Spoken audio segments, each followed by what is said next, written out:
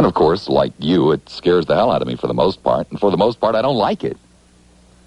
And I got to thinking, 1945, what was it like back then? And the years that immediately followed. Obviously, I was a very small child. I remember my mother telling me various different things. The world that I lived in as a small child back then in the late 1940s was a world of tooth fairies and Easter bunnies, Santa Claus. There wasn't any real harm, per se, in any of that. No real harm in it at all. My mother told me things like, if I masturbated, the nuns at school would know. Back then, in the late 1940s, there were still bums. Well, that's what they were called. I don't really mean that in a derogatory sense. Today we'd call them homeless people.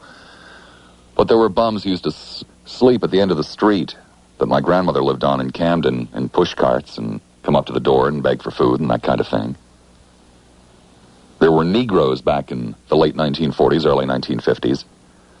They lived primarily in public housing projects on the other side of the lot that the bum used to sleep in. He was white, by the way. My school told me all kinds of interesting things. I went to a Catholic grammar school. They told me about Adam and Eve and the talking snake and the apple and original sin. But they told me that God loved me so very, very much that even though he had passed this original sin on to me, it could be taken care of by having a priest, preferably a priest, but if need be, in an emergency, virtually anybody would do, sprinkle some water over my head to wash away forever this original sin. And unfortunately, if the water wasn't sprinkled over my head and I died, I would die with original sin and, you know all those consequences. They told me that God wanted me to go to heaven so much that he had devised a number of various different ways that I might accomplish this. They told me that if I attended 9 out of 12 First Friday Masses, first Friday of the month, Masses, at any time during my life, that I was guaranteed by God that I would die not alone, but with a priest at my side, which in essence meant he would forgive my sins at the last minute, and bam, I would go to heaven. That's what that was all about. They told me in great detail about heaven. They told me everybody was 33 years old in heaven, same age as Jesus. That fat people were thin, that people who had lost limbs would get them back, and there was nothing but good health and, all kinds of nice things. Streets paved with gold, pearly gates, all that. Angels, harps, cherubs, hymns, so forth and so on. They told me about hell, also in great detail. The everlasting fire, the pain, the cursing, no water, the heat, pitchfork. They told me about confession. That's kind of unique to the Catholic religion. But they told me that this was another one of those many, many ways that God, who loved me so much, had come up with for me to rid myself of my sins. And that if I went to confession, usually on Saturday afternoon, and told the priest all of my sins, provided he had a little piece of cloth around his neck and uttered the right words, he could forgive me of those sins. But then he gave me penance to do, and penance was invariably saying a certain prescribed number of prayers. I used to find that rather peculiar, that, penance is another way of saying punishment. And I always found it peculiar that you were punished by being told to pray the same prayers that you would pray when you were happy or thankful to God. I was also told that it wasn't completely forgiven, that while the priest had great powers and influence with God and could keep me from going to hell, that along with the prayers that I had to say, the penance that I had to say, there would be an additional punishment, and that is that there was a place somewhere between here and heaven called purgatory, where I'd have to spend some time. But again, I was told as a child, God loved me so much that there was another way around this. That if I uttered the words Jesus, Mary, and Joseph, and bowed my head when I said Jesus, I would get 7 years off my sentence in purgatory. Of course, I believed it all. I was told all of these things in school by the nuns and the priests and the teachers, and it was all confirmed by my mother and my father. These are all the things that I was told as a child. I went to camp when I was 8 years old in Hackensack, New Jersey, Camp St. Joseph Villa. The counselors were primarily brothers, which are something a little less than priests. I'm not really sure what it's all about, but men who take religious vows but aren't priests. But there were some nuns at the camp, and there was a swimming pool down the end of a road in the woods. Very nice swimming pool. And every afternoon between 2 and 4 p.m., we were not allowed to go to the swimming pool because that was the time reserved every afternoon for the handful of nuns who were there at the camp. And I remember we used to sneak down into the woods whenever we could so that we could see the nuns in their bathing suits, and we were caught once and told how terribly, terribly wrong that was. The nuns should only be seen in long black dresses and so forth and so on. Somewhere towards the middle to the latter part of the 1950s, I remember, I was playing football one afternoon, and one of my classmates who had a paper route came by to fold his papers and watch the football practice, and the front page said something about Sputnik. Everybody, I was only, I guess maybe, let's see, that was, I think, 1957. I would have been about 11 or 12 years old. And all of the adults were very, very bummed out. They were very, very distressed about Sputnik. Sputnik was a little 3 or 4 pound satellite that the Russians had put up into space. And the president made speeches about it, and the principal at the school made speeches about it, and we were all told that we'd have to study science if we wanted to put Sputniks up into outer space. And that would be the thrust forevermore, would be science. We would study science. Because it was some type of awful, awful disgrace, national disgrace, that the Russians had launched this thing before we did. And so everybody said, we will study science. All the kids said, we will study science. We will work very, very hard. And the Russians will never again beat us in putting up a 3-pound satellite in outer space that goes beep, beep, beep. We didn't quite understand the significance of it, but we knew that it was something awful because everybody felt really bad about it. There were other things that happened, too, that I remember quite well. I remember being cut from the Little League team in my last year of eligibility, the last day of practice before the season began. To this day, I don't understand that, but nonetheless, it was one of the things, it was one of the decisions the adults made. I remember more or less being asked to quit the Boy Scout troop because my mother was divorced. I remember that very well. The Boy Scouts threw me out because my mother was divorced. Wow. I remember President Eisenhower, a very nice man, very, very nice man. I remember him coming on television to denounce the damnable lies that the Soviets, the Russians, had told about shooting down something called a U-2 with a missile. That was extra kind of bad because, first of all, we didn't have a missile that could shoot down a plane that could fly as high as the U-2 that we said we didn't have anyway, and that they couldn't have done it. Shortly thereafter, the Russians proved that they shot down the U-2 and had a man named Gary Powers, and everybody was kind of bummed out about that again. That didn't last terribly, terribly long because there were other things that were going on that were going to make us happy. There were things called jet planes, jet airliners that were coming into vogue and into service. And everybody was real happy about those. That meant we could fly almost any place in a very, very short period of time. And there was talk about rockets and flying to the moon. A lot of the older people thought that was kind of silly talk, but we kids thought it was really neat. And we didn't see, why if you could fly from Philadelphia to Chicago, you couldn't fly from Philadelphia to the moon. It was just a little bit further. All you would really need was a little more gas. So we thought that was kind of a neat idea. There was this man named Jack Parr. He used to do a television show, a late-night television show. And he was always causing all kinds of furor. He would do things like go to the Berlin Wall and do a show from there, and he would raise money to try to send tractors and medicine and stuff like that to Castro to ransom people who wanted to escape communism. There was a big brouhaha one night when he and a woman named Debbie Reynolds kind of pretended to take their clothes off underneath his desk. People talked about that for a long time. He made his living talking to people like Hermione Gingold and Oscar Levant. And then one day he told a joke about a water closet or an outhouse.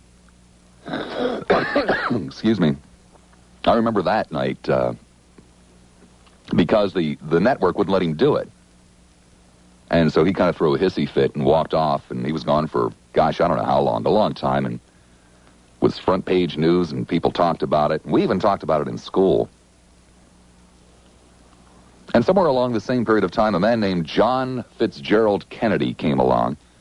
And I remember in 1960, the summer of 1960, when he was running for president against Richard Nixon, my household was absolutely split down the middle. There were some people that liked Nixon. There were other people that liked Kennedy, and they talked about it a lot. I liked Nixon myself. But John Kennedy was elected, and he had a pretty wife and a cute little daughter, and soon thereafter, well, actually right before he took office, he had a little infant son.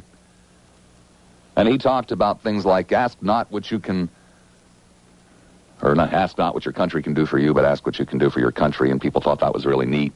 And he started something called the Peace Corps, and a lot of people joined and went off to strange places to help people improve their lot in life, to build schools and plow fields and all kinds of good stuff. I don't remember the 1950s as being a particularly bad time, but everybody said the 1960s were really going to be much better. And I think they started out that way. They started out that way just fine. And it seemed like most people liked the president. He was very handsome, had a great smile. He told great jokes and stories, and he waved really neat, and his wife was pretty, and every time that she would buy a new outfit, it seemed it was in the newspaper, and she started a trend with something called pillbox hats and veils and pink suits, and one day they shot him. I don't know why. Blew the top of his head off. That was so long ago, but people still talk about that.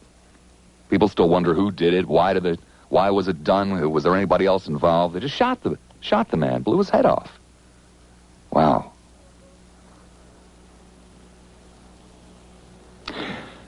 Kennedy was replaced by a man named Lyndon Baines Johnson.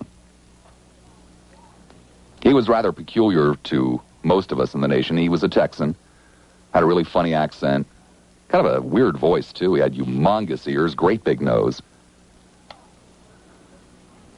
People didn't trust him very much because Johnson kind of changed down through the years. At one time, for example, he was a bitter segregationist, and then he became a champion of civil rights. We'll talk about civil rights in a moment or two. And Johnson inherited something called Vietnam. And it just seems that under his administration, it got completely out of hand. Just went on and on and on and on and got bigger and bigger and bigger and bigger. And there were all kinds of other things going on, too, back then in the middle 1960s, something called the Civil Rights Movement. I remember the Civil Rights Movement. I remember Vietnam very well, too. I was still a child. I remember adults used to argue about Vietnam, basically in favor of it back then. Sometimes, to my great amusement, they didn't even know where the hell it was. But they thought that we should be there defending liberty and democracy and stopping the communists who would soon be in California if we didn't. I used to laugh, thinking, oh my God, these people are crazy. How naive can you get? I found it very amusing, too, that most of them hated the Vietnamese. Oh, they called them the most awful names, racial slurs. Made fun of the way they talked, made fun of the way they sat, made fun of the food that they ate, made fun of the way they smelled, just made fun of them in general, period. But they wanted to fight the war. And that civil rights movement, I remember that real well, too. A lot of adults used to talk about that all the time. A lot of the adults in my community thought that it was just absolutely horrible, just absolutely hideous that Negroes should want to be treated like white people. They thought it was absolutely unthinkable that Negroes be allowed to drink from the same water fountains, or be allowed to go to the same park, or be allowed to ride on the same bus, or be allowed to go to the same school, or be allowed to vote, or be allowed to do anything but pay their taxes and fight the white man's wars and keep their damned mouths shut. I remember listening to the adults talk about that very well. I remember all the mindless television shows, too, that they used to have on to entertain me and the adults as well. Leave It to Beaver and Ozzie and Harriet and Have Gun Will Travel and, oh yeah, the wrestling matches. I remember them, too. And on the weekends, there were the baseball games, and television was a real big thing back then. It was still kind of new. Not even everybody had one, believe it or not. I mean, can you believe not even everybody had a television back then? Of course, there were no such things as VCRs. And then color television came in. Oh, boy. Well, maybe we couldn't put up a Sputnik, but damn it, we had Peter Pan in color. Take that, Ruskies. Put that in your pipe and smoke it. That war in Vietnam. Well, people started talking about it a little bit more, and pretty damn soon they wanted more and more kids to go fight it for them. Some of the kids objected. Some of the kids said, what the hell for? You know, they'll kill me over there. What for? You don't even like these people. You don't even know where the hell it is. Why do you want me to go fight this stupid war? And the adults said basically things like, shut up. Do as you're told.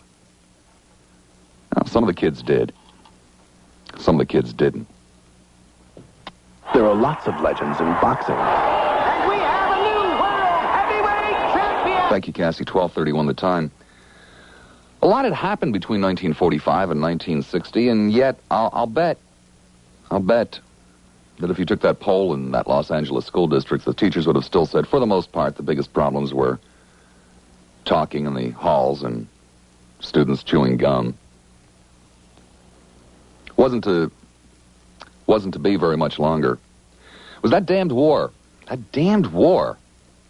You see, they used to march boys into airplanes, great big airplanes, and send them over there, and after a year or so, they'd bring them back. Some of them would walk off the airplane, some of them would be carried.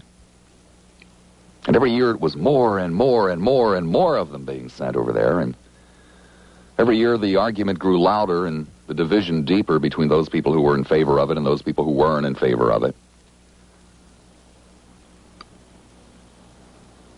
The people who were being asked to go over, a lot of them thought, you know, you don't have any damn right to ask me to go over there. And people who were sending them said, you don't have any right to say that it's not our right. And they used to argue about that. Sometimes they used to march up and down the streets and carry signs, and sometimes the people who were in favor of sending them over would beat them with clubs and throw bricks at them, and it got really ugly. It got really ugly. Each side tried to insult the other side, so one side would kind of take this piece of cloth that meant a lot to the other side. It's called the flag, and they would do all kinds of strange things with it, drag it in the street, set it on fire. That really infuriated the other side. There were so many things going on back then, so many things if you were young and impressionable and growing up to be involved in. There was that civil rights struggle that I had mentioned earlier. That was still going on. That got real ugly. People actually lost their lives, actually were killed for wanting black people to have some rights. People up north who were very hypocritical used to come down south and tell people down south how to treat their Negroes, and people down south used to say, go back home and treat your Negroes decently up there, then tell me how to do it. And a lot of the kids got involved in the civil rights struggle, too. They didn't like the war, and they didn't like what was going on in this country in terms of the way it treated its black citizens. There were big arguments about things like school desegregation. Oh, that was a very bitter one. A lot of white folks felt that it was just insane to put black students and white students in the same room. Years later, they now point to the problems in our school system. They say, you see, we were right. That's what happens when you mix black and white. Maybe it is, maybe it isn't. There might be some other reasons for it. It all seemed to come to a head in 1968, the summer of 1968, a real big year for young people back then.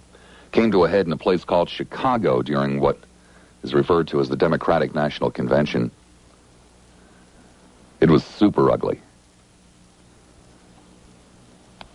People sat home and watched television all across America and saw great big policemen in helmets with big sticks beating kids. Some of the kids were pretty damned obnoxious. There's no two ways about that. Some of those kids, even though they looked rather funky with long hair and dirty blue jeans, understood media manipulation, public relations. They understood it very well. And they egged some of their friends and egged some of the guys on the other side into fighting with each other. The big guys with the helmets, they always won. Beat the crap out of some of those kids.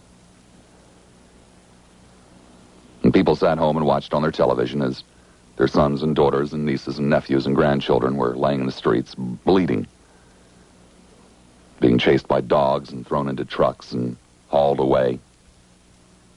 The mayor of Chicago, he attended the convention, and on national television he made obscene gestures to one of the speakers up on the podium. It was about that time the drugs entered society. You see, drugs had always been in society, but it wasn't very much of a problem because the people doing the drugs didn't matter very much. There had always been marijuana. There had always been heroin.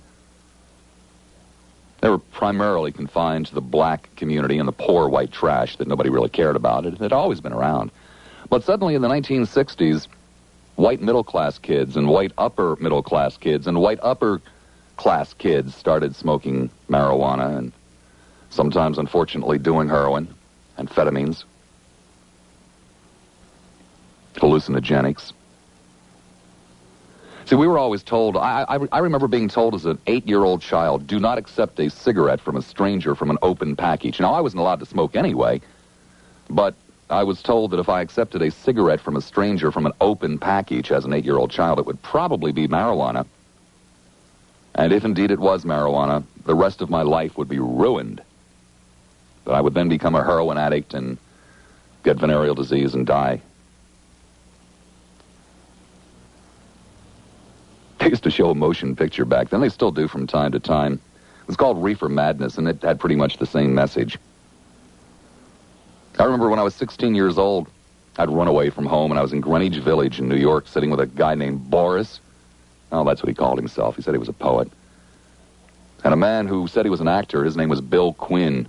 God, he was old. He was probably about 35. The rest of us were young. And they offered me a joint, one of those cigarettes. Well, a cigarette didn't look anything like a Lucky or a Camel. It looked really quite silly. I literally stood up from the bench that night. I'll never forget it as long as I live. And I meant it, too, with all sincerity. I said, guys, don't you know that stuff leads to heroin? And a couple of weeks later, I smoked one. It didn't. Found out they lied to me about that, too.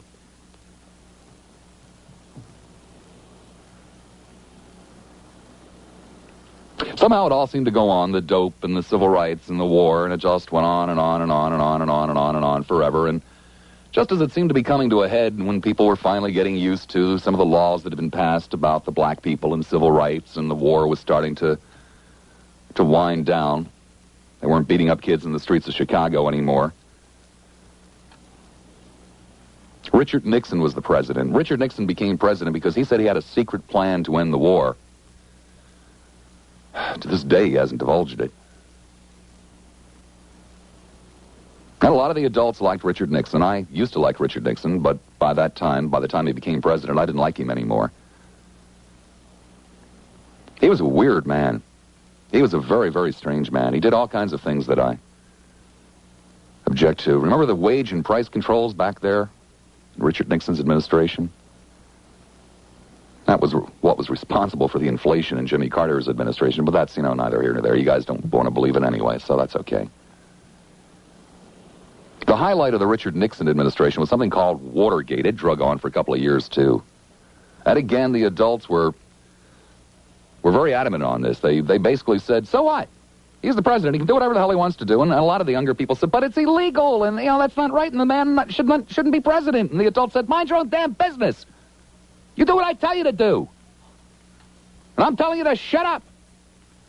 Well, the kids didn't shut up, and the adults and the kids argued back and forth, and then pretty soon some of the adults started to come over onto the kids' side, and next thing you knew, the whole country had come to an absolute halt.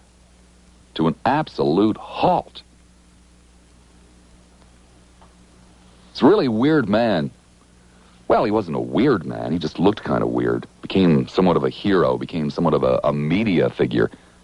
His name was Sam Ervin. He was a senator from North Carolina, and he spoke with a real thick accent. And he was old and fat and had one of those great faces, the kind that you normally only see on a rubber mask. And he used to say really wise things, and he used to talk real slow, but when he talked, everybody listened.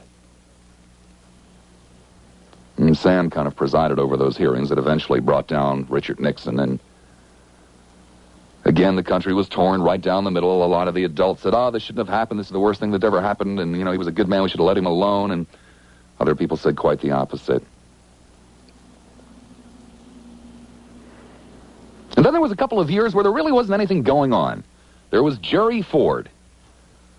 Jerry Ford had two problems, basically, during his administration. One was called inflation. Jerry Ford was going to fight inflation by giving everybody lapel pins that said W-I-N, whip inflation now. Inflation was, just rampant. It was about 3.5%, 4%.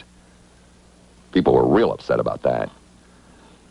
And then, of course, it was during the Jerry Ford administration that the war really ended in Vietnam, and people sat home again and watched on their television sets. Very, very sad sight. The American embassy being evacuated and people standing up on the rooftop trying to clutch at helicopters and sometimes being pushed off the helicopters, and then finally the last helicopter just flew away. It was very strange. You see, the people who liked the war, the people who wanted to fight and defend democracy for the gooks over there that they didn't like, blamed the people who didn't like the war for that. I don't understand. I just don't understand. They did get that civil rights legislation passed, and they passed something called Medicare that would help the older people with their medical bills, and they took care of Social Security and increased it so that the older people might have a more comfortable retirement. Government helped a lot of people buy homes and start businesses, and helped an awful lot of kids go to school and build a lot of new schools to accommodate all of them, and a lot of good things that went on back then, too. A lot of good things. Television was just as bad. A lot of mindless pap, Laverne and Shirley by then, and something called Happy Days. People wanted to reminisce. Like I said, I didn't think the 50s were that bad and the 60s were going to be better, but suddenly people needed to reminisce. And Jerry Ford pardoned Richard Nixon, and Richard Nixon down there died of phlebitis, and even people that disliked him felt bad about that, and he was kind of a sad, pathetic character. And but with that awful 3 or 4% inflation and pictures of those people climbing off the roof of the embassy building in Saigon to get on the helicopters, they got rid of Jerry Ford. They put in another really strange man. His name was Jimmy Carter. He talked even more funny than Lyndon Johnson. But people were fed up with not with Carters. They were fed up with Fords and Nixons and Johnsons and Kennedys who came from within the system. They wanted somebody new. And Jimmy Carter came in and said that he was going to try to do a lot of things. He was going to try to balance the budget. And he was going to try to make government smaller. He was a man with very deep religious convictions. People liked him for that. I even liked him for that. Because he didn't push them on anybody. Showed pretty much taught by example, as opposed to preaching to you. Well, as a result of the wage and price controls earlier in the decade, when they were lifted, it always happens, prices and interest rates went just sky high, and people kind of blamed Jimmy Carter for that, although he had nothing to do with it whatsoever. And then there were some problems over in the Middle East, and the Arabs got sick and tired of selling us oil for $4 a barrel when they had to buy stuff from us at higher and higher and higher prices, and so they stopped selling us oil. And there were gasoline lines and just all kinds of terrible things going on.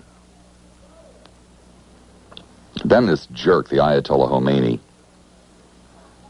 takes over in Iran. and take some hostages at the U.S. Embassy. Wasn't a damn thing that could be done about it. Absolutely nothing that could be done about it. Tehran is like 900 miles inland, and nobody really knew for sure where they were, and it was a country in revolt and revolution and war, and every night drug on and on. They even started a special television show. It's called Nightline. It was started to just report on the events of the hostages. It went on for over a year, 440 days, if memory serves me. And people got really bummed out about that. Probably even more bummed out about that than they did about Sputnik. People felt very, very frustrated. Here we spent all of this money on this great big military machine, and we were supposed to be so powerful, and we were supposed to be so rich, and everybody was supposed to kiss our patootie, and here was this jerk over there wearing a towel on his head with moles on his face and making us look like asses. And people blamed Jimmy Carter for that. I don't know, maybe it was his fault, probably wasn't. Only time will tell. Then this other guy came along. What a crazy country. Man, this is a crazy... This guy used to be a movie actor. He had a television show where he introduced Western tales, and he used to endorse Chesterfield, or was it Lucky Strike cigarettes? I think it was Chesterfield's.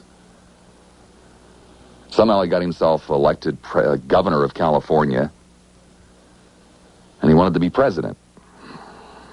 Well, knew how to speak, looked pretty damn good on the tube. But he had some wild, crazy ideas. I mean, he had economic policies that were just laughable. And the more he repeated them, the more the people loved them. He was really great with wild, crazy, reckless talk. He loved to call people names, like evil empires, and could really turn a phrase. Like, I remember once there were a couple of Americans killed in Central America at a cafe, and he showed up at the airport hangar when they brought the bodies back and said something like, we'll ford any river, move any mountain until the jackals are brought to justice. They never really were, but sounded great. Talked about this space shield. He was going to put up this space shield, and Russian missiles would bounce off of it. And then they put out this television commercial, this little cartoon, and it had this kind of rainbow over the United States, and there was this daddy in a house and a little girl, and the Russian missiles just literally bouncing right off the space shield, and Daddy said that we'd all be safe because of Mr. Reagan's space shield, and there'd never be any war. And the president even came on television and literally said the same thing, although in front of the scientific community, in front of the military community, in front of the Congress and the Senate, they said, well, no, it's not going to really work that way. It'll just kind of protect our missiles, not daddies and little girls and houses, and it won't really look like a rainbow. But I guess people didn't hear him when he said that. Then he brought along with him this great new concept, debt. Oh, now, don't get me wrong, we'd always had debt in this country. We used to run deficits when we had recessions and stuff like that to get people back up on their feet. But Ronald Reagan said he was bringing this economic miracle, prosperity forevermore, never ever again a recession. And he just kept on piling up debt after debt after debt to the point it reached where there was no hope of ever paying it back, ever. And then corporate America started doing the same thing, and even private individuals started doing the same thing. Immoral debt. And then there are some people who look at all of this and see what I've talked about, and they see something else, too, down the road, something that kind of looks like Vietnam all over again, a little conflict to save democracy, in a place that never had democracy, in a place that most Americans couldn't find on the map, and it's filled with people that most Americans wouldn't want living next door to them. Started saying things like hell, and damn, and bitch. People were shocked. Absolutely shocked. Oh, there were protests and meetings and letters and telegrams, and even a big agency got involved in it within the government, the Federal Communications Commission, because this was just shocking. An affront to public morals. Of course, At the same time, half of the married women in the country admitted to having extramarital affairs. 3/4 or better of the men said they did the same. I did a poll not terribly long ago on my radio show where I say things like damn and hell, and where people write to the federal government to get me taken off the air for my obscenities. I did a poll, and I asked people whether it was immoral for a woman to expose her breasts on a, television show, and people said, oh, yes, that was very immoral. Overwhelming majority said it was. Of course, the same people, the overwhelming majority, said it was okay to flirt with a married woman at work. I didn't understand that. Every day I go out on the highways and I see almost everybody flaunting the legal speed limit of 55 miles an hour. Virtually every afternoon on my way home, I see people in great big expensive cars going through a charade of pretending to throw money into a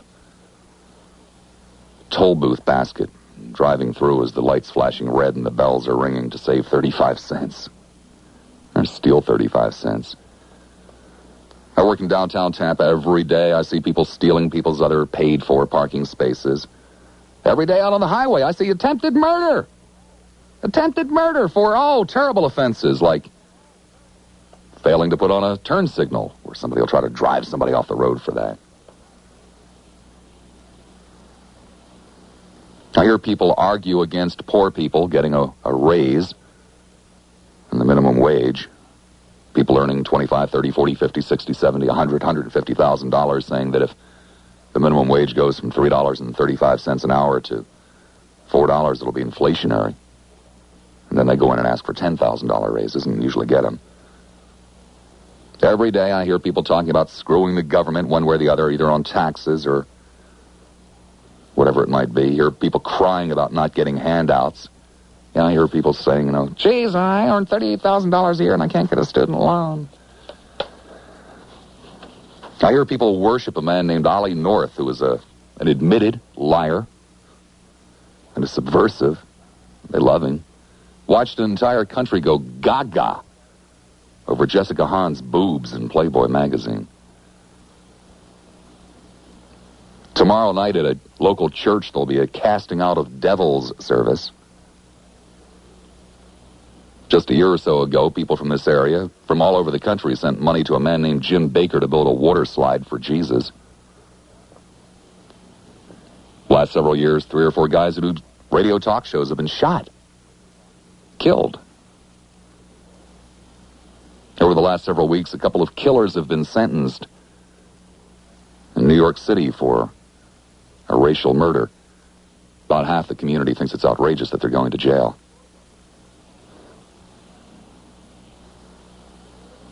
So the big problems in schools are no longer chewing gum and talking in the halls, but dope, rape, assault.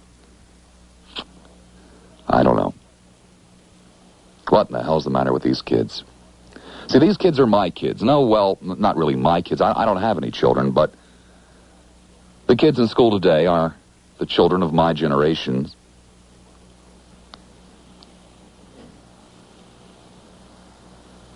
So they are my kids, and in a way. So I guess I'm responsible for them if they don't behave. But who in the hell is responsible for me? Could you possibly answer that for me? Who in the hell is responsible for me? It all started out with tales of tooth fairies and Easter bunnies, jolly fat men in red suits who bring presents. And there's an awful lot in between. And now my damn kids take dope and rape their teachers and beat up people. And we like to blame it on dope in the schools. Well, maybe it is the dope in the schools. Maybe it's a hell of a lot more, too. Boy, if it's not...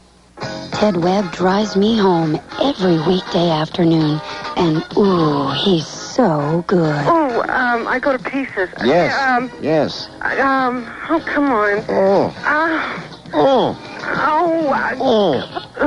I love it. Oh. Let Ted drive you home afternoons from 4 till 7 on 970 WFLA. Bye-bye. Lee in Tampa. I think you've probably set the record for holding on for me, and I appreciate it. Let me tell you, thank goodness we're not in the bar. I'd be too drunk to call. And not only that, your diet would have gone to pot. Well, you know, I'm glad you opened up with that line, because I had just thought of something else to interject in Ken's conversation and decided at the last minute against doing it because I kept on interjecting things. But momentarily getting back to that drug thing, finding what's missing in people's lives and yet still trying to equate it with everybody listening who doesn't take or doesn't think they take drugs. You see, more than once or twice a week sometimes, I will go home after a hard day's work and fill up I've got this little white glass. Well, actually, it's a very large white glass with rum and Diet Coke, which is in essence taking drugs. You know, there's just no other way to look at it. It's taking drugs. I don't snort them. I put them in my white glass and drink them. And you see, if you guys would come over to my house every night and we could have conversations like this every night, I wouldn't have to take my drugs. So if you guys would go over to the other guy's house that's snorting the coke and have good conversations with him or play cards with him or something or whatever, he wouldn't have to take drugs. And that's kind of what I meant by finding what's missing. Well, let me tell you what's missing.